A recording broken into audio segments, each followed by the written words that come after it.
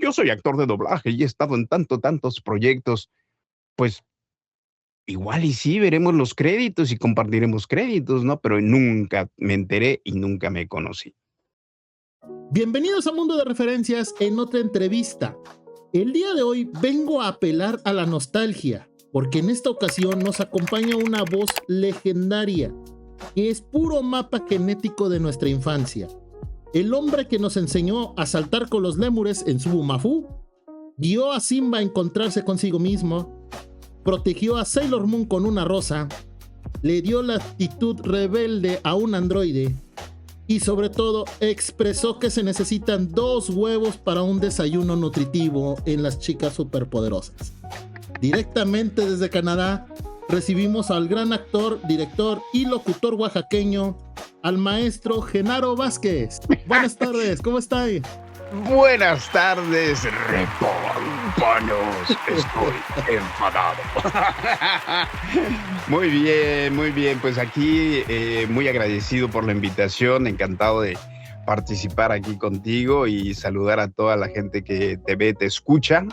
Y pues un saludo y nuevamente muchas gracias. No, pues muchísimas gracias a usted por darnos de su tiempo para que nos dé oportunidad en este espacio de conocer un poquito más acerca del actor, de la persona que está detrás del actor, de las voces de nuestra infancia sobre todo. Con todo gusto. Es que me río porque ha sido una evolución dentro de tantos años que le he dedicado a esto y de repente me empezaron a decir, es que yo crecí con usted y me salieron un mechón de canas, ¿no? Sí. Hasta que hay que aceptarlo. O sea, estás hablando de doblajes que se hicieron por ahí de 1994, mediados de los 90, ¿no? Ya hace casi 30 años. O sea, que el que nació aquel entonces, pues ya tiene más de 25 años. Ok, ya te estamos hablando ya por suficiente tiempo, ¿no? Bastante tiempecito. Yo no he cumplido años. Estamos hablando de aproximadamente 41 años en el doblaje, discúlpame, si no me equivoco el número. Sí, yo en el doblaje yo comencé por ahí del año 85, 86, ya no me acuerdo bien. Fue después del terremoto del 85, definitivamente. Entonces, pues sí, desde entonces, del 80 al 90. Órale. Sí, 40 años. Perfecto. Y ahora, tengo entendido que usted viene, por el lado de su padre tiene pues un toque más político y por el lado de su madre el toque más artístico, por así decirlo. Es correcto, sí. La familia de mi padre, los Vázquez de Oaxaca, tienen una herencia por allí, tanto en la política como en la oratoria y en la abogacía.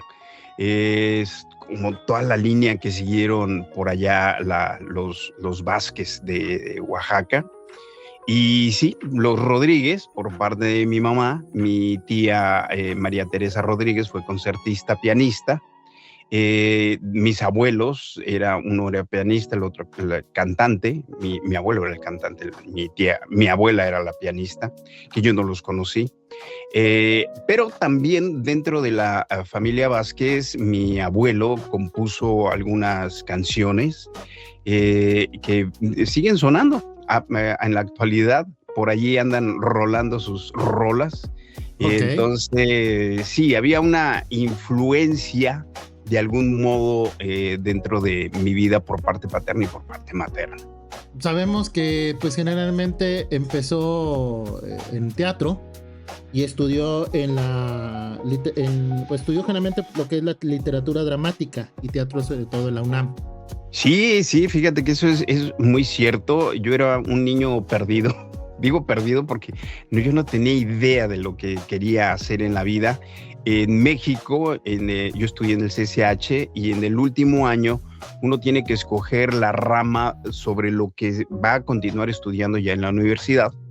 y me tocó elegir y yo me llamo Genaro Vázquez, tengo tíos Genaro Vázquez, mi abuelo se llamó Genaro Vázquez, él fue gobernador de Oaxaca, regente de la ciudad y pues yo dije, pues si me llamo Genaro Vázquez voy a estudiar licenciatura, voy a abogacía, voy a ser abogado. Y sí, mi mamá dijo, no, este está más perdido que cucaracha en incendio. Y de broma yo digo que me mandó al psicólogo, pero me mandó a hacer un estudio vocacional, que para sorpresa de todos, e incluso mía, todo apuntaba al medio artístico. Y en la entrevista que nos hicieron, yo podría haber optado por ser pintor, cirquero, payaso, músico, actor, bailarín. Todo apuntaba hacia allá, yo sin saberlo. Entonces fue un gran descubrimiento y te digo, ya en el último año mi mamá, finalmente escogí la parte de humanidades y mi mamá me inscribió, así como niñito de 18 años, me inscribió a una escuela de actuación mira, encontré esta escuela, vas a ir a ver qué tal, experiméntalo, a ver si te gusta. Y me llevó al Instituto de Arte Escénico que dirigía Miguel Córcega, con grandes maestros, y allí descubrí que esto era para mí, porque descubrí que me encantaba, que me gustaba ese ambiente, que me encontré con gente muy afín a lo que yo sentía en la vida, que hasta la fecha siguen siendo amigos míos que andan por allí, unos activos, compañeros de generación, etcétera, y apoyado por la familia materna, como te decía, que mi tía fue concertista. De hecho, ella me enseñó música desde que éramos niños, ¿no? A tocar el piano y todo. Mi mamá me dijo, bueno, si te gustó esto de la actuación, tenemos el ejemplo de tu tía que desde los 8 años se dedica a dar conciertos y de eso vive y a eso se dedica y todos los días se sienta al piano a hacer sus prácticas. Esto va en serio. Entonces, ¿qué vas a hacer? Porque existe la carrera, la licenciatura de Literatura Dramática y Teatro en la Universidad de México, en la Facultad de Filosofía y Letras. Y dije, pues para allá voy. A nivel licenciatura me dijeron esto, si te vas a dedicar a esto, va a ser en serio, te apoyamos y va a ser en serio. Que platicando con los chicos de ahora, yo sé que muchas veces estudiar una carrera artística no encuentran el apoyo porque la gente cree que se van a morir de hambre. Y quiero ser actor, sí, pero ¿qué vas a estudiar, no?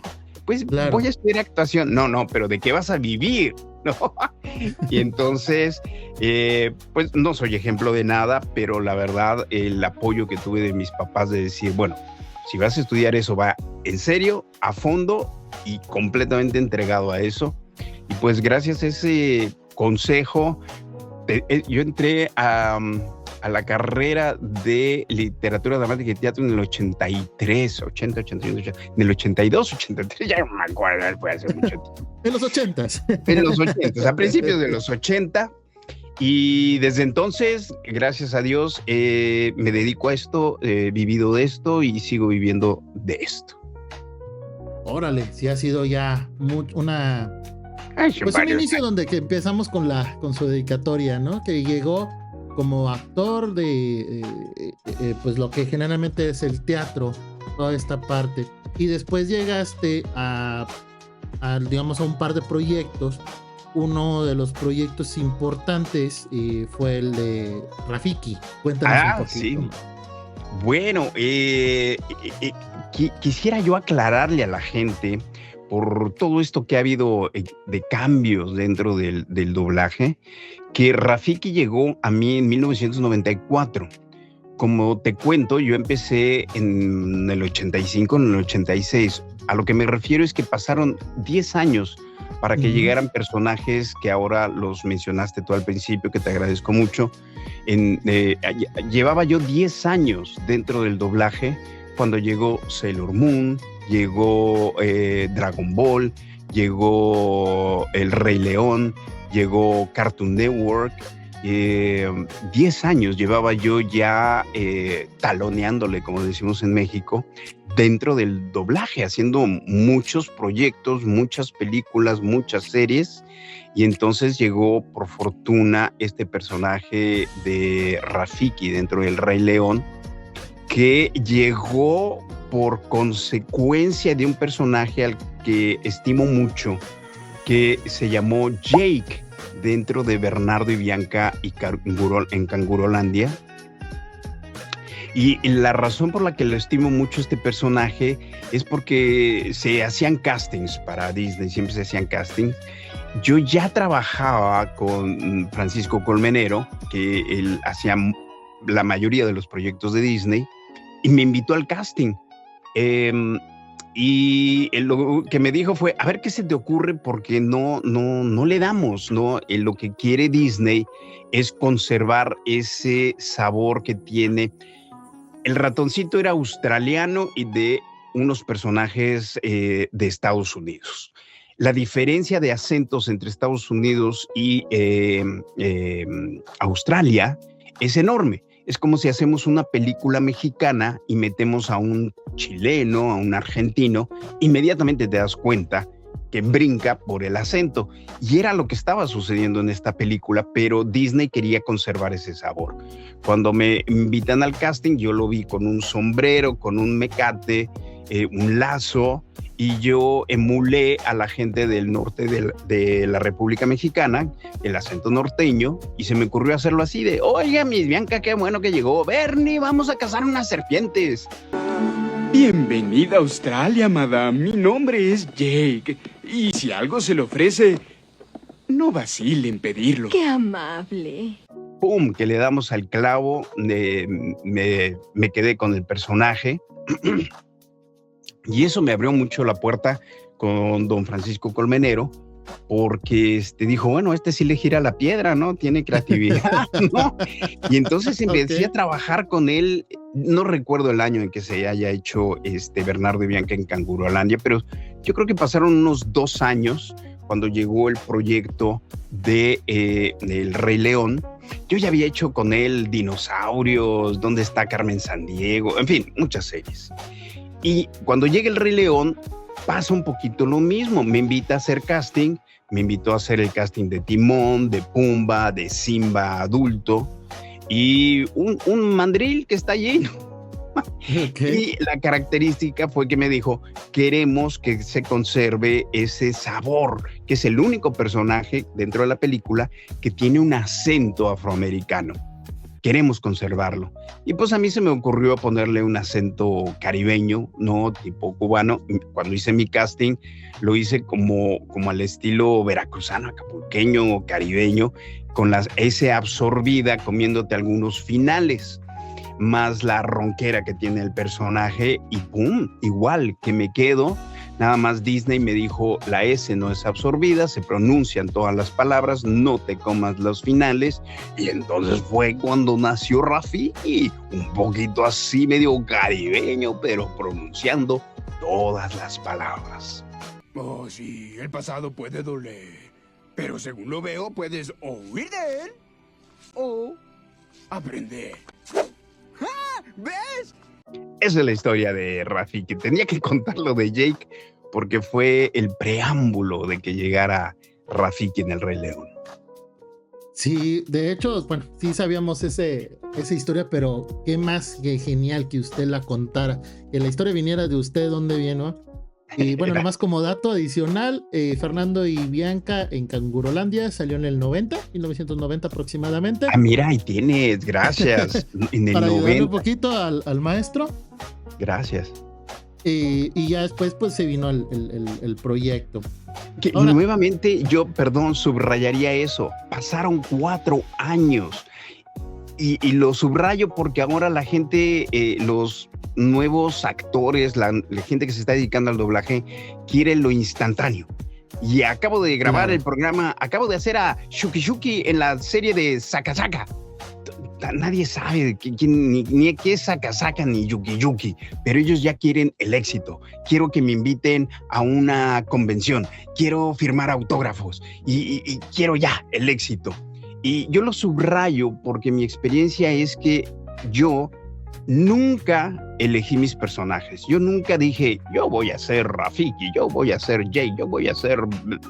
No, ningún personaje lo elegí yo. O hice un casting o me eligió el director. Y tampoco dije, yo voy a hacer tal serie porque en 10 años va a ser famosa. No, participé en varios proyectos, incluso que fueron muy cuidados y que se perdieron en el olvido. Y de repente hicimos proyectos que se convirtieron en lo que ahora se llama Dragon Ball. Pero cuando lo estábamos haciendo, esta es una de las cosas que el doblaje tiene. De hecho, el mismo cine y la misma televisión tiene. Cuando tú estás haciendo el proyecto, es un proyecto más dentro de tu carrera. Algunos le apuestan a que va a ser un gran éxito y otros pues los haces porque los tienes que hacer porque te contrataron por hacerlos y de repente pues cobran el peso que han cobrado series como Sailor Moon, como Dragon Ball, como El Rey León. Pero en el momento que tú lo estás haciendo es un proyecto más dentro de tu carrera y ese es mi mensaje para la gente que se está dedicando ahora al doblaje. Paciencia. Trabajen, dedíquense al doblaje por el amor al doblaje, por hacer un personaje bien rico. ¿Qué va a pasar con él? Espérense 5 o 10 años a ver qué pasa, ¿no? A lo mejor en un año, el año siguiente, ¡pum!, saltan al estrellato. Pero mucha gente está entrando porque quieren el autógrafo y quieren que les tomen fotos y que los inviten a las convenciones. Y está mal. Esto es lo que me dijeron siempre mis maestros desde arte escénico. Ese no es el objetivo, ese es un resultado que le corresponde al público decir si sí o si no, si funcionas y si gustas o si no. Claro. Y ese es el mensaje. Usted siéntase en confianza de dar los mensajes que necesite en este espacio. Este es su espacio. Muy amable.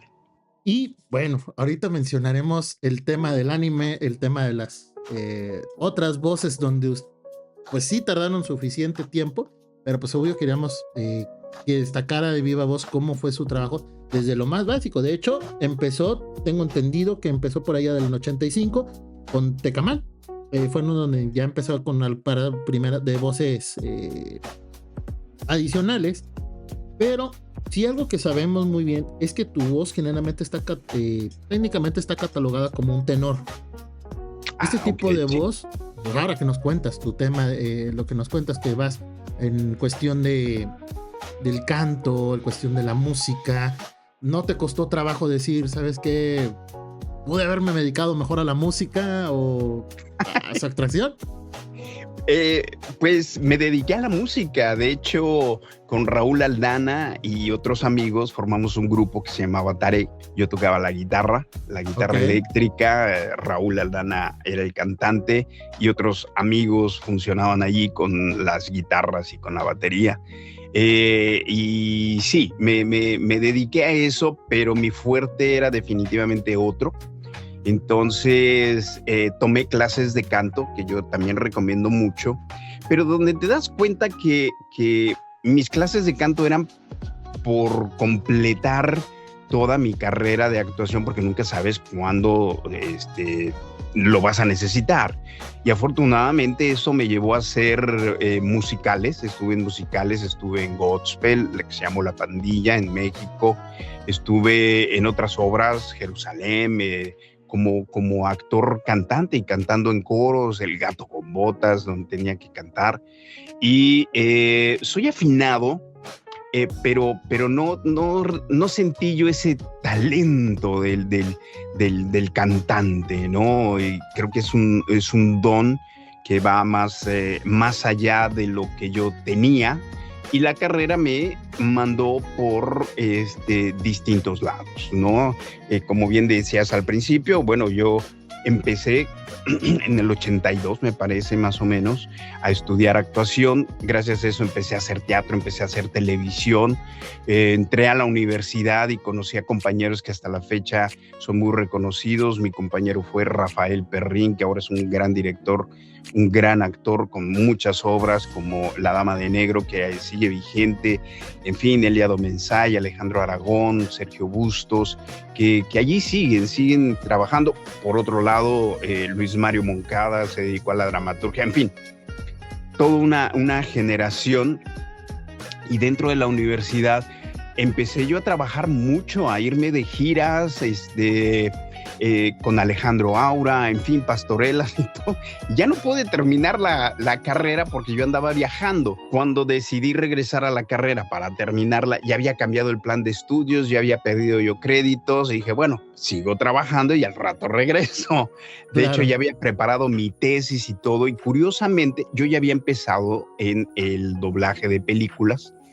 Y cuando yo regresé a la universidad me fue un poquito difícil enfrentarme al mundo académico con la realidad de la actuación, donde tienes que pedir trabajo, tocar las puertas en Televisa, en TV Azteca, que todavía no se llamaba TV Azteca, hacer audiciones para teatro y todo esto.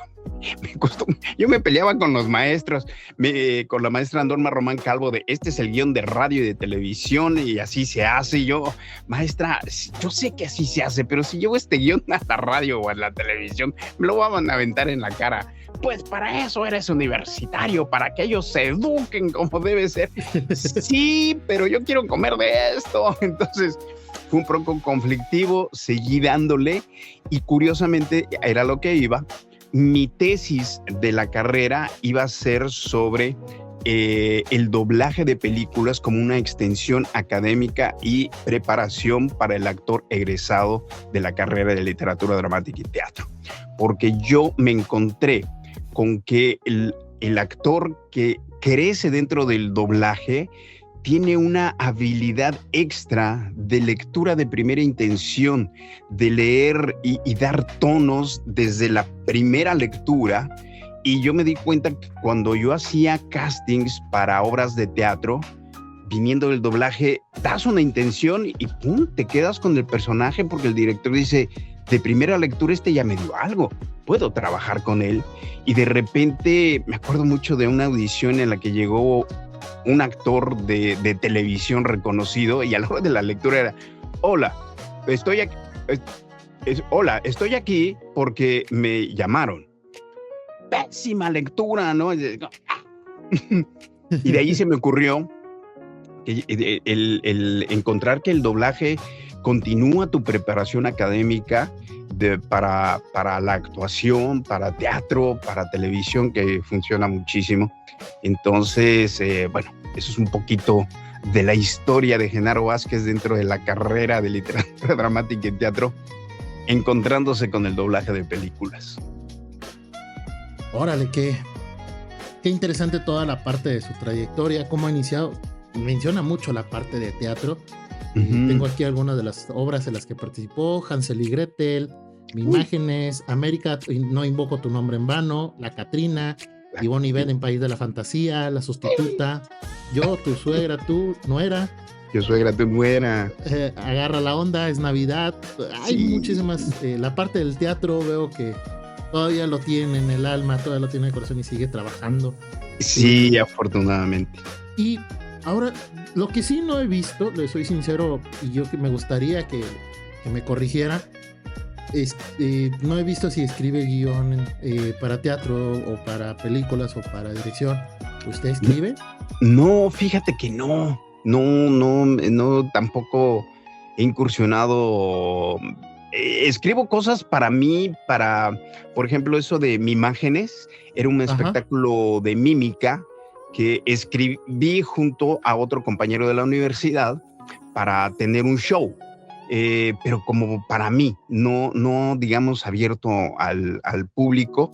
Obviamente tengo varias obras allí metidas en la historia, porque cuando en la carrera y en arte dramático también, en el Instituto de Arte Escénico, teníamos que escribir, era parte del desarrollo de un actor, la creatividad.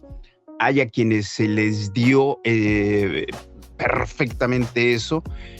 No sé si reconozcan el nombre de Jimena Escalante, que fue mi compañera en arte escénico, y ella es toda una galardonada escritora. Sus obras se montan en Francia, en Estados Unidos, en México. Jimena Escalante se dedicó a eso y es una excelente escritora.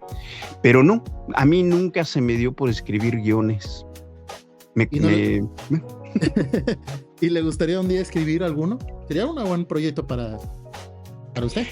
Fíjate que sí, de hecho, pues para los shows que me invitan, para las convenciones, procuro yo llevar, como muchos de mis compañeros, algo montado y darle una secuencia, darle un hilamiento.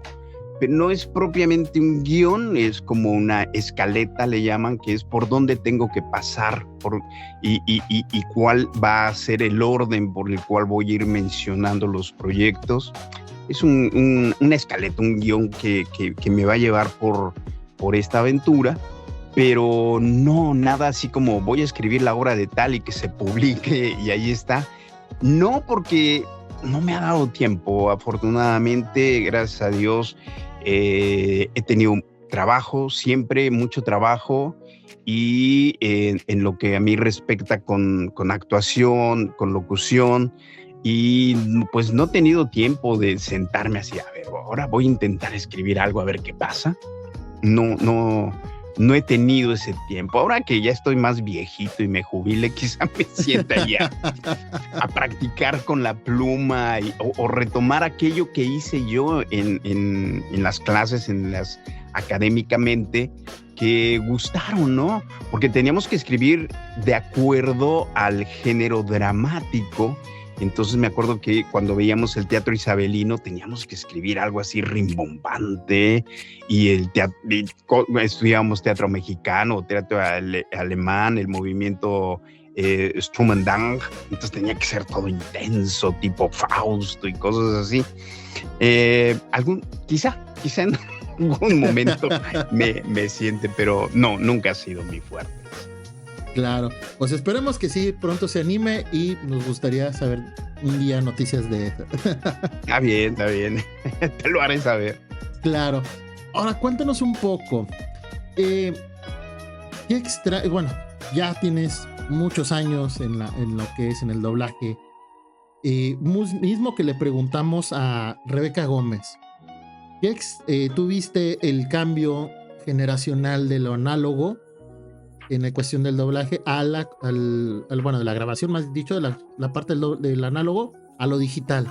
¿Qué extrañas del doblaje análogo y qué agradeces de lo digital hoy en día?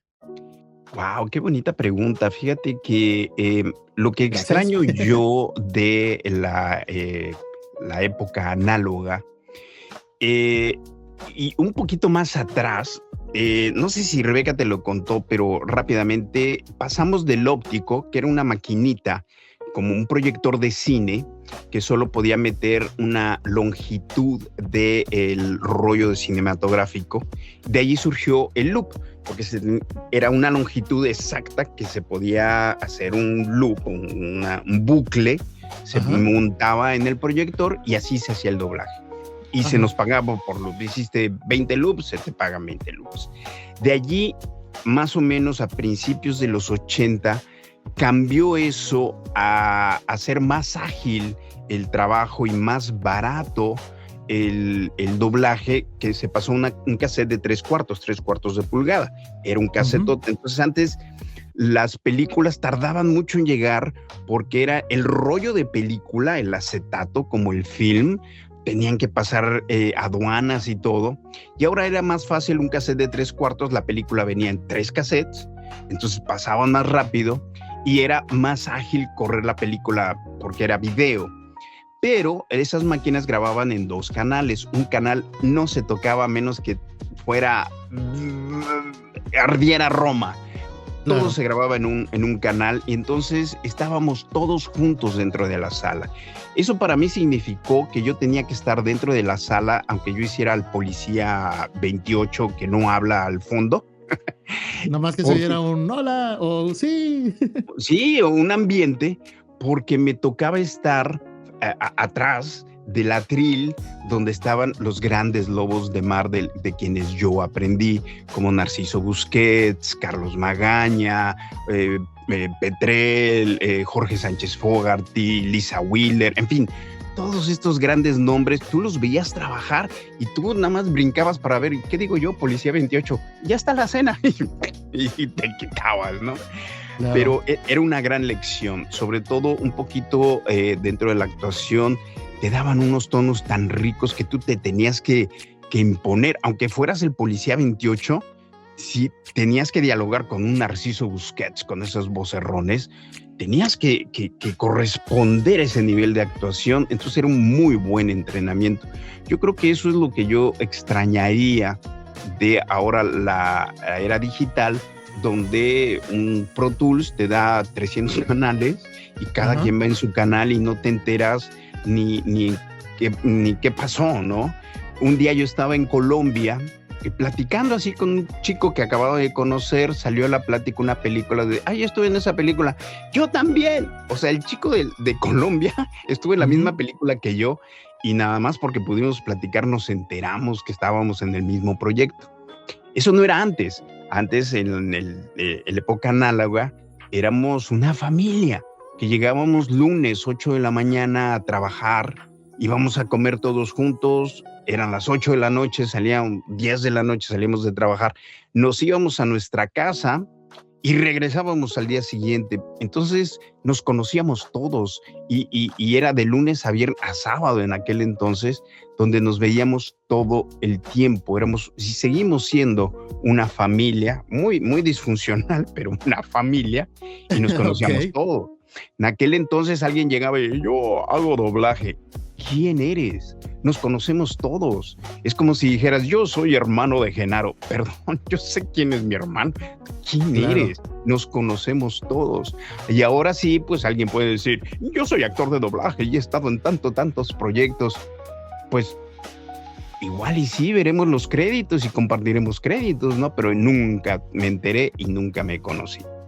Las grandes ventajas que tiene la era digital es la velocidad con que se graba, que los proyectos pueden hacerse más rápido en cuanto a tú como actor te puedes ir más rápido, porque antes si tú hacías un estelar tenías que intervenir con todos los grupos, se hacían pedazos, empezabas por el final, luego te ibas al principio y luego regresabas a la parte del medio y luego otra vez al principio porque el que venía en la mañana no pudo, en fin, era todo un armar eso y te quedabas todo el día en una sala haciendo el estelar porque tenías que intervenir con todos.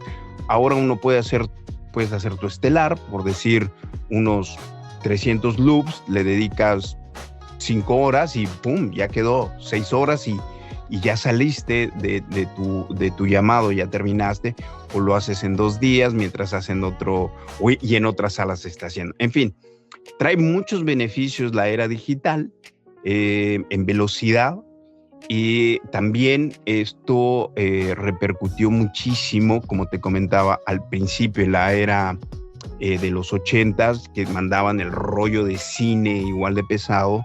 Ahora ni siquiera te mandan la película está en la nube y tú nada más te conectas por internet y la bajas y ya la tienes la película, o te conectas de cierta forma en la que no la puedes tú bajar, pero está protegida en la nube y se hace allí. Entonces ya no hay envíos, ya no hay que pagar aduanas ni todo esto. Entonces se han abaratado muchísimo los costos, lo que antes costaba demasiado dinero para doblar una película, se abarataron los costos. Antes eran grandes compañías con pequeñas salas de cine, con grandes equipos muy costosos, había que ser una compañía para tener una sala de doblaje. Los costos cayeron de tal forma en la que ahora todos tenemos una computadora y quizá Pro Tools en nuestra casa con un micrófono, y muchos que no eran empresarios se vendieron como empresarios y más bien se vendieron como marchantes de mercado, donde si el de enfrente te da las naranjas a 10 pesos, yo te la vendo a 9. ¿Tú a 9? Pues yo te la doy a 8 y te doy las mismas naranjas. Pues yo a 7. ¿Y quién pagó el plato roto o quién está pagando el plato roto? Pues los actores. No, ellos siguen queriendo, los disque empresarios se quieren seguir haciendo dinero porque dijeron, allí hay dinero y tenemos acceso a eso porque ya podemos comprar equipo. Y entonces esto se manoseó a un grado infame verdaderamente. Claro. Me voy a meter en terrenos que quizá sí, no debiera. Usted dígalo, y si lo piensa y dice que lo quitamos, no se preocupe. No, cuando yo tuve la oportunidad de trabajar en producción, en Sweet Sing, estuve a cargo o director de producción y empiezas a platicar con los clientes. Estoy hablando de Universal, MGM, TNT, Cartoon Network, Disney. Y entonces era una lucha de cobrar el minuto a $40, 42, $38 el minuto. Hago un resumen rápido para llegar a aquella devaluación que tuvo Argentina por ahí del 2008, me parece. Y entonces algunos clientes me decían, oye, quiero que me hagas este proyecto. Va, pues te lo hago, ¿no? Te digo, $38, ellos me decían, claro, pero tengo a alguien que me lo va a hacer a $15 el minuto. Y yo tenía una compañía de subtitulaje y empecé a decir, no puedo hacerlo, me va a costar hacer el proyecto, no hay forma de competir de 38 a $15 el minuto, no puedo. Cerré la compañía y me dediqué pues a mi carrera de actuación. Obviamente sigo como actor de doblaje, me sigo vendiendo con quien quiera grabar conmigo, yo encantado, tengo pues la experiencia, tengo la carrera de actuación y encantado de la vida, pero me gusta vivir bien y el dinero tiene que salir de otro lado dentro de mi carrera. Y afortunadamente pues sigue saliendo, ¿no? Sigue saliendo. Sigo haciendo proyectos de locución, de video, he estado en teatro, que cuando mencionaste el teatro he tenido la gran bondad de hacer teatro en inglés, que me costó muchísimo trabajo, pero aquí en Toronto, aquí en Canadá pude hacer teatro en español, teatro en inglés, un poco de danza. He estado estreando en proyectos como The Boys, como The Handmaid's Tale, que es la historia de la criada, en películas. Y pues hay que buscarle, ¿no? Que también es otro mensaje para los actores que se quieren vender como actores de doblaje. Qué bueno, pero creo que la carrera de actuación es muy amplia. Por eso yo siempre recomiendo que estudien actuación, porque te puede resultar que funciones muy bien para la televisión o muy bien para el cine y tú quieres hacer nada más doblaje. Y quizá te llame por otro lado la carrera de actuación, y cuando hay mucho trabajo en doblaje, pues bien, pero esto es un sub y baja. Nosotros somos freelance, los actores somos freelance. De hecho, curiosamente, mi anécdota de por qué empecé yo a hacer doblaje, lo digo de broma, pero era cierto, me dediqué al doblaje por hambre. Porque como te contaba, yo ya estaba haciendo teatro, ya había hecho televisión, incursiones en Televisa, en fin. Y hay épocas en las que se acaba la temporada de teatro, se acabó la gira, se acabó la telenovela, se acabó el programa de radio y ya no hay nada. Entonces mis papás, antes de verme viviendo abajo de un puente, me invitaron a volver a vivir con ellos en un cuarto. Y afortunadamente ellos vivían muy cerca de las compañías de doblaje y me fui encontrando amigos y ellos son los que me invitaron. Oye, pues ¿por qué no vienes a hacer doblaje? Te va a gustar, es fácil, es como hacer radio, tú eres actor, entonces ven. Y así fue como llegué al doblaje por coincidencia, lo cual el doblaje, sin mentirles, fue muy interesante, que dentro de la carrera de actor me ofreció una estabilidad económica, comer 3 veces al día y pagarle a mis papás por la habitación en la que yo estaba y tener una estabilidad económica que me permitía esperar la obra de teatro o esperar el programa de televisión, ir a los castings de televisión, a los castings de teatro, y que llegaran los proyectos de mi carrera como me interesaba. pero pues la carrera dentro del doblaje pues funcioné afortunadamente y me dio esa estabilidad y un trabajo de lunes a sábado. Y dentro del doblaje todos sabemos, cuando llegaba la obra de teatro y tú decías, yo tengo teatro viernes, sábado y domingo, uy, no, pues respetadísimo, ¿no? Porque vas a cobrar experiencia, el teatro no se puede aplazar y simplemente te movían tus llamados para antes del viernes o viernes en la mañana o sábado, ¿no? Entonces era una combinación, una compaginación que tenía esto y el doblaje era básicamente eso, era una estabilidad económica, comer 3 veces al día dentro de lo que tú sabes ser, que es actuar. De los años 80 y los 90, que era un trabajo anónimo. Era simplemente hacerlo por el gusto de hacerlo bien, hacer bien un trabajo, porque cuando te presentaban un nuevo director y te decía, a ver tú, Genaro, hazme policía, y funcionabas, te ganabas el llamado del día siguiente y te llamabas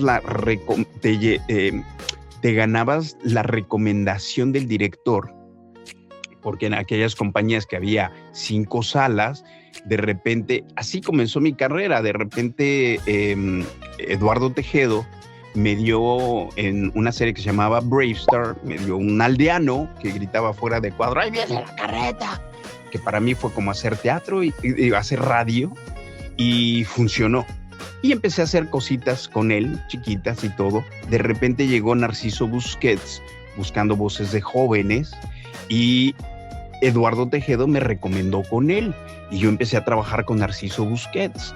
Y en aquel entonces, los jovencitos de aquel entonces era Jesús Barrero, Luis Alfonso Mendoza, Alfonso Obregón, Raúl Aldana, Yamil Atala y yo. Éramos los de las voces jovencitas, éramos muy pocos. Entonces, en un llamado que no pudo Luis Alfonso Mendoza porque él ya dirigía y todo, así como enojado, Narciso Busquets le dijo a la delegada, pues ponga a este muchacho, el que está allí sentado, ¿cómo te llamas? Y me dio una miniserie, un coprotagónico. Y nada, pues salimos adelante y le funcioné. Y en telespeciales, cuando Narciso Busquets decía, este muchacho sí funcionaba, ¡pum!, se te abrían las puertas. Y empecé a trabajar con Jorge Sánchez Fogarty, con Isa Wheeler, con Gloria Rocha, con Chucho Barrero, que ya era director, porque Narciso dijo, funciona. Y así se fueron abriendo las puertas, nuevamente en un trabajo anónimo, que yo quería hacer bien para tener más trabajo, ¿no? Para ir conquistando más salas, más directores, porque luego los directores se iban a otras compañías y decían, ahora tienes llamado en Intertrack o en Oruga, en otras Sonomex, porque los había conocido yo en telespeciales y les funcioné. Claro. Grandiosa su trayectoria, cómo es el trabajo. Y es uno de los mensajes que le seguimos dando a los jóvenes. Y de hecho no solamente en los actores de doblaje pasa. Ya el joven se gradúa y dice, quiero salir y ganar millones. Y yo, espérame, 5 rayitas a tu volumen. El salir tienes que ganar experiencia. Y hay que tener, pues sí, talachearle un poco. Hay unos que tienen esa ventaja que les toca, pues también se depende de suerte. Pero siempre es con trabajo arduo sobre el mismo. Siempre. Y si se tiene el talento, que eso, yo creo que, fíjate que a la hora que me está comentando usted y lo que me comentaba Rebeca, con la parte analógica y como que embonando con lo que dice, como que ese es lo que hace falta, ¿no? En la parte digital. Que usted aprendió de los, como usted le decía, a los tiburones del doblaje, los maestros, ¿no? Tiburones, sinceramente, no lo voy a decir. Las vacas sagradas del doblaje. Yo lo voy a decir los maestros, porque usted tuvo su maestro. Y ahora, pues, usted es un maestro enseñándole a las nuevas generaciones. Y hace falta enseñarle a esas nuevas generaciones ver cómo se actúa, ver cómo se trabaja y cómo los puede ayudar a ser mejores actores. Porque eso siempre va a ser el día al día, mejorar. Y claro. Perdón, ¿sí iba a comentar algo? No, dije claro, nada más. Ahora, justamente viendo un poquito, pues de hecho, una de las preguntas que yo ya tenía, pero ya me la contestó, que era, pues, ¿cómo llevabas tu proceso técnico y sobre todo la parte creativa ahora haciendo doblaje a distancia, sin que estés perdiendo esa vibra que es característica de Genaro. Pues fíjate que es muy interesante porque todo suma. Yo también estudié técnico en radio y televisión, cuando la televisión era de bulbos y del radio también, y que estaba justo pasando a los transistores. Entonces fue toda una curiosidad allí, lo cual me dio un poquito. Yo traía ese conocimiento y esa venita por investigar. Entonces, dentro del doblaje a mediados de los 90, obviamente, cuando había una compañía que se llamaba SweetSync, por ahí de 1994 también, empezó a incursionar en la grabación a la distancia con una cosa que se llamaba el ISDN, que era un rack, una máquina que conectaba los estudios con cualquiera que tuviera esa máquina y una conexión dedicada. Una conexión dedicada es la que tenemos todos ahorita, que es de alta velocidad. Nuevamente la tecnología ya nos alcanzó. Okay. Pero en los 90 era sensacional, era carísimo ese rack de no sé cuántos miles de dólares, y solo SweetSync tenía esa tecnología porque tenía una conexión carísima dedicada de Telmex para poder funcionar con eso. Y yo me fui metiendo en eso.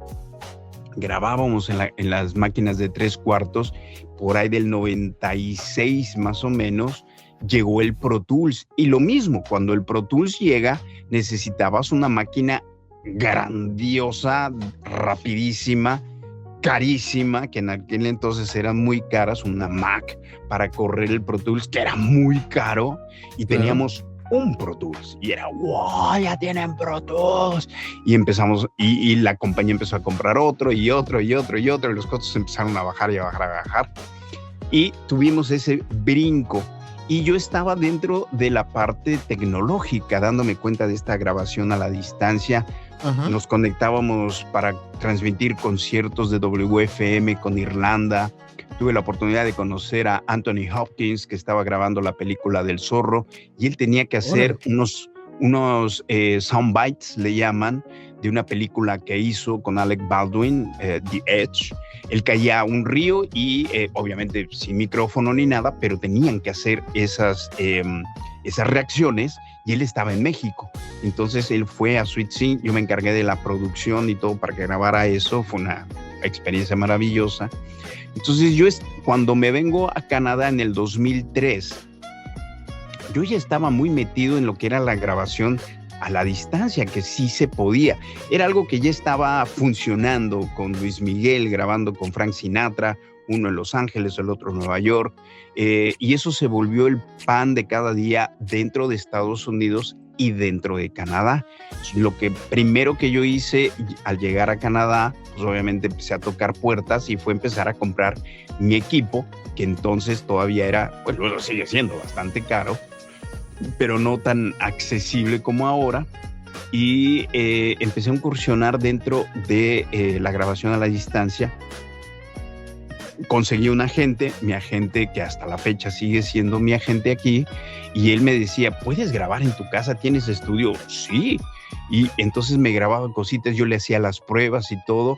La industria fue creciendo, se fue abriendo, y yo seguía tocando las puertas en México de, tengo estudio, y todavía un poco con el lazo con México, hacía castings, y de repente me quedaba, pero me decían, y es que el cliente te quiere ver. De allí nació mi chiste de, yo sé que soy irresistiblemente guapo, pero ¿para qué me quiere ver? Si suena bien, listo, grabamos y le mando una foto, y no, es que te quiere aquí en el estudio. ¿Para qué? No sé. Yo tiré la toalla con México por ahí del 2008, dije, México no quiere grabar a la distancia, me perdieron, lo siento, adiós. Obviamente en el doblaje era ni mencionarse, ese tenía que ser presencial. Llega la pandemia, 2020, y forzosamente surge el grabar a la distancia, ¿no? Y a la distancia significa en la calle de enfrente, el edificio de enfrente o el de al lado, o 3,000 kilómetros a la distancia. Y pues la gente que me conocía dentro del doblaje me decía, tú tienes estudio y te puedes conectar y puedes grabar a la distancia. Y pum, se me abrió nuevamente la puerta dentro del doblaje. Luego cerraron filas, nuevamente México cerró filas dentro de la grabación a la distancia, porque a la mayoría de los locutores en México los agarró con los pantalones abajo, digo yo, o sea, no se lo esperaban. Cuando llegó la pandemia, pues yo como locutor, pues tú llegas, tú grabas, ¿qué micrófono? ¿Quién sabe? ¿En qué me están grabando? ¿En Pro Tools 3/4? Yo llego y hago lo mío, mi script, actúo, me voy, cobro, adiós. Nunca se metieron a esto de la tecnología, de que micrófono me funciona y qué sistema operativo y qué computadora y qué es la interfaz y todo esto. Muchos hacían su trabajo, llegar, grabar y adiós. Y yo, por fortuna, sí pude estar en el área tecnológica de ver qué interfase, qué micrófonos, que la tecnología. Y entonces, pues sí, yo empecé a grabar a la distancia aquí en Canadá. Empecé a tener clientes por Estados Unidos. Cuando viene la pandemia, pues nuevamente el doblaje. Por fortuna, se empezó a grabar La Guardia de León y algunos capítulos perdidos de Timón y Pumba, donde salía Rafiki. Entonces, claro, Disney es de las compañías que cuidan mucho sus voces y me dijeron, ¿cómo le hacemos? Porque tenemos un loop de Rafiki. Le dije, pues mándamelo, te mando la prueba de mi estudio y si lo aprueban, pues te lo grabo aquí. Me mandaron la prueba, se hicieron pruebas, Disney aprobó la calidad de mi estudio y empecé a grabar con DNA las cosas de Rafiki. Obviamente cada vez que iba a México era ponle todo para que grabe. Y lo mismo sucedió con Dragon Ball. Se volvió a regrabar Dragon Ball Z y entonces era pues sí, yo puedo grabar, etcétera, etcétera. Y así fue creciendo hasta la fecha. Gracias a Dios tengo muchos clientes desde hace como 17 años. Soy la voz de Little Caesars y grabamos con Nueva York o grabamos con Los Ángeles. Un cliente está en North Carolina, la sede está en Wisconsin. Entonces estamos todos regados y muchas otras cuentas más gracias a la grabación a la distancia y que pues soy un poco metido en esto de la tecnología, me gusta, soy curioso y se me dio afortunadamente y pues eso es lo que me tiene trabajando hasta la fecha. Excelente su trayectoria, la verdad. Qué choroto. Increíble todo lo que ha hecho. No, reitero, este es su espacio, usted hable y es un honor estarlo escuchando cómo se expresa y es lo que queremos siempre en este canal, encontrar la pasión de la persona. Que como lo ha notado, no le hemos preguntado, creo que la parte que casi todos los canales le hacen las preguntas, pero tengo que mencionarlo ya después de que nos contara toda su trayectoria profesional. Queremos saber de uno de los principales, su trabajo en Cartoon Network, porque usted fue la primera voz de Mojojojo. ¿Cómo cambió? Tiene personajes multifacéticos. ¿Qué es esto? Aquí decir personajes desde una voz muy tranquila, como Tuxedo Max, como Android 17, como Tapión, a tener un personaje que definitivamente no concuerda mucho con el estilo de personajes que usted había estado doblando. E incluso pues estamos hablando del ratón canguro, que ya le había informado cómo le había metido Jake. Exacto. Entonces, en el caso de Mojojojo, yo siento que ahí hay una pequeña historia en el trabajo de ese personaje. Sí, pues mira, lo que pasa es que como yo estaba de director de producción, estábamos a cargo del lanzamiento de Cartoon Network, que Sweet Sing había conseguido trabajar para TNT. Cartoon Network estaba haciendo su lanzamiento y nos entregaron el proyecto. En aquel entonces se llamaba Qué historia tan maravillosa, el show. Sí. Y llegaban pequeños cortos de 5 minutos y se hacían muchísimos. Entre ellos, lo que hacía Cartoon Network era que los probaba con la audiencia y los que tenían más jale los convertían en series de media hora. Y eso fue lo que pasó con las que ustedes conocen como Johnny Bravo, como Dexter, como La Vaca y el Pollito, y las chicas superpoderosas. Entonces, cuando llegó The Powerpuff Girls en aquel entonces, salió este muñeco de Mojojojo. Una línea tenía, y yo pasaba por allí, Enrique Cervantes era el director, y me dice, pues hazla tú. Pues sí, entonces, llega Mojojojo y habla Mojojojo. Y se convierte la serie en programa de media hora, como pasó con todas las demás. Y no solo eso, sino que el Mojojojo se empezó a convertir en personaje protagónico, ¿no? Claro. Cuando hice una línea, le puse esa voz de ¡ay, odio a las chicas superpoderosas! Era una voz muy incómoda para mí, muy rasposa, no era mi timbre, pero se me ocurrió porque era un poquito imitar a lo que venía de la serie original. Y pues nada, que empezó a convertirse en protagónico, hablaba demasiado y yo acababa ronco haciendo la serie. Y como te decía yo al principio, esto era mi modo de comer, de tener un ingreso fijo. Entonces, más allá de decir, oye, es que en 10 años las chicas superpoderosas va a ser un éxito y mojojo. No, en el momento es, mañana como o no como. Si me quedo ronco, no voy a poder grabar yo en la tarde. Entonces, pero mi día tiene un costo. Entonces le dije, Enrique, déjeme hablar con la producción. Yo lo hago encantado de la vida, pero yo andaba en el estrellato también. Entonces, mi día cuesta tanto. Yo hago tantos capítulos y lo que quieran, pero mi día cuesta tanto. Es decir, fui a pedir dinero. Y en vez de dinero me dieron un dedo, el dedo de en medio, y me dijeron que no. Ok. Entonces, así de simple, dije, pues ese dinero yo me lo voy a sacar por otro lado en otras series. Entonces, toma tu personaje, chao, bye. Y pues, se lo heredé a Enrique Cervantes. Y esa es la historia. Ok. Que también, así de simple. Claro. Que también Enrique Cervantes también hizo una muy, muy buena adaptación de Mojojojo. Sinceramente, no se nota tanto el cambio. No, y aparte, él tiene la voz más profunda. Ahora que nos encontramos recientemente, hace unas semanas, en Oaxaca, le queda muy cómodo hacer la voz así porque él tiene la voz ronca. Y a mí sí me cuesta un poquito colocarla en ese punto. Entonces, pues sí, esa fue la herencia de un huevo. Para desayunar necesito 2 huevos. Solo un huevo. Para un desayuno nutritivo, 2 huevos es el requisito mínimo y solo tengo 1.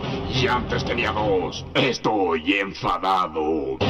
Es una de las frases, es que son de las pocas cosas, como dices, que es difícil saber que ese tipo de frases te van a hacer, te van a catapultar al estrellato, ¿no? O convertirse en memes, ¿no? Que a la gente le va a gustar. Exacto, porque hay otra frase que estoy seguro que cada rato se la piden y es de Android número 17. Todo, sí. La frase del viejo sabroso. No voy a permitir que nos duermas otra vez, viejo asqueroso. ¡Oh, viejo sabroso! ¡Ya estoy aquí! ¡Voy a acabar contigo! Tengo que censurar el... Pero, bueno, ¿sí? no se preocupe por eso, ya acá lo tengo que trabajar. Pero ese tipo de frase que es el viejo asqueroso, lo que es digamos, la original. Uh-huh. Entonces, ¿cómo cambia de un personaje serio y justamente eso que le mostraba, lo multifacético que es, uh-huh, y llegando también a tocar con otro personaje que también es amado por la audiencia y solamente tuvo una sola aparición, Tapión, de Dragon Ball también. Sí. Y para ti, ¿qué significa para ti interpretar a un personaje que solamente salió en una película? A lo mejor no habla demasiado, pero es un pilar del culto del anime. Y de Dragon Ball. Sí, claro. Pues mira, ahora, o sea, todos los personajes cobraron sentido 10 años después. En el momento, como te decía, esa es la cosa que tiene el doblaje, tiene un nombre la palabra, pero bueno, que cuando estás haciendo el proyecto, es un proyecto más dentro de tu carrera. Qué bonito, qué agradable hacerlo, pero el que viene, ¿no? Next. Mejor cuando es un fijo, porque quiere decir un fijo es un personaje recurrente dentro de la serie, porque vas a tener trabajo lo que dure la serie. Tienes trabajo, ergo tienes dinero. Vas a comer 3 veces al día. Entonces, este personaje surgió porque yo hice el androide 17, lo absorbe Cell y desaparece el androide 17, al parecer, porque no vimos toda la serie. Desaparece, deja de existir el androide 17. Yo, perteneciendo al equipo de Gloria Rocha, Gloria me dijo, te voy a conseguir otro papelito, tú no te preocupes. Y entonces me da al Supremo Kaiosama, al Supremo Kaioshin, este personaje morado de orejas puntiagudas. Y nada, pues lo estamos haciendo. Cuando llega Tapión, para Gloria dijo, es igualito a tu personaje. Eres tú, ¿no? Porque tiene las orejas. Simplemente no es morado, este es café. Pero para mí es el mismo. Entonces ella me dio a Tapión, ¿no? Y nada, pues cuestiones también de la suerte de que esa película pues se convirtió en todo lo que es la historia de Tapión, la ocarina y todo eso, ¿no? Y lo mismo Dragon Ball, ¿no? Que incluso hay muchas anécdotas dentro de los compañeros que de repente nos chocaba hacer eso. Y nuevamente económicamente el asunto, porque yo sabía que si tenía llamado de Dragon Ball, de repente me daban 6 loops, 10 intervenciones. Entonces, cuando tú tienes 6, 10 intervenciones, la ANDA dice tienes que dar 2 horas para sacar ese proyecto. Lo mínimo que tienes que dar. Ok, tengo llamado a las 4, a las 6 de la tarde, yo ya acabé y puedes aceptar otro llamado a las 6 de la tarde de 30 loops o 100 loops o qué sé yo. Y entonces cuando era Dragon Ball, sí, eran 6 que decías, voy a acabar contigo, monstruo asqueroso. Y eran 30 o 40 o 60 de gritos y pasabas al fondo. Y entonces, es historia personal, a mí me chocaba hacerlo porque entonces tenía que llamar al siguiente llamado al director y decirle, oye, perdón, estoy atrapado aquí en Intertrack haciendo unos japonesitos gritones, no voy a llegar a tu llamado. Perdías el llamado, le quedabas mal al director. No, chin, pero bueno, pues estoy aquí en la sala. Finalmente me van a pagar los loops extra que haga del androide. Pero era, esa serie de los japonesitos gritones, pero bueno, se cobra de todos modos. Pero en aquel entonces pues, no dices, no, pues que es Dragon Ball y es el Android 17, perdóname, ¿no? Que arda Roma, yo aquí me quedo. No, como te decía, entonces voy a comer mañana o no voy a comer, me lo van a pagar o no me lo van a pagar, ¿no? Y claro. Pues eso pasó con Dragon Ball y con Tapión, ¿no? Llegaron y se hicieron, los hice Rico y Chawai. Claro. Ahora, interesante todo esto que nos has estado comentando, pero pues bueno, se nos está acercando ya la hora de acabar con el canal, con el programa, pero queremos hacerte unas preguntas rápidas con tus personajes. Vengan. Ahí van. ¿Quién tiene planes más brillantes, Mojojojo o el androide 17? Mojojojo. ¿Qué animal te dejó el dato más curioso grabado en la mente durante Sabumafu?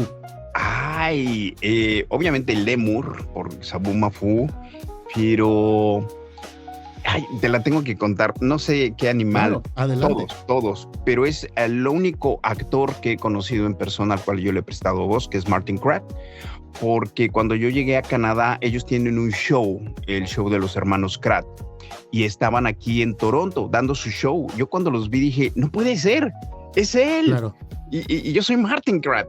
Y tuve la osadía de pararme a la salida de su show, a ver si no me agarra la policía de este loco, y decirle, yo soy tu voz en español. Entonces me presenté con él, le dije, yo soy tú en Sabumafu, le conté la historia.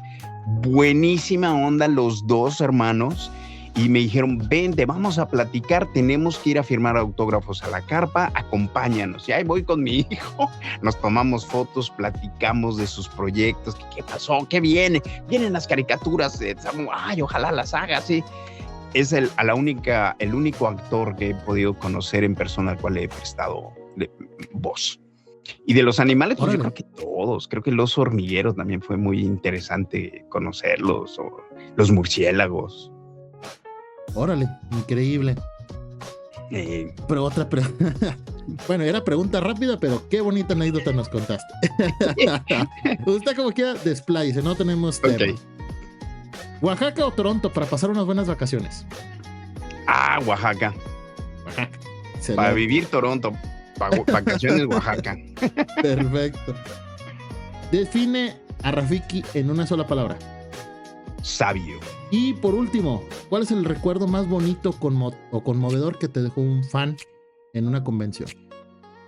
Híjole, hay varios, hay muchos. He conocido a 2 personas ciegas.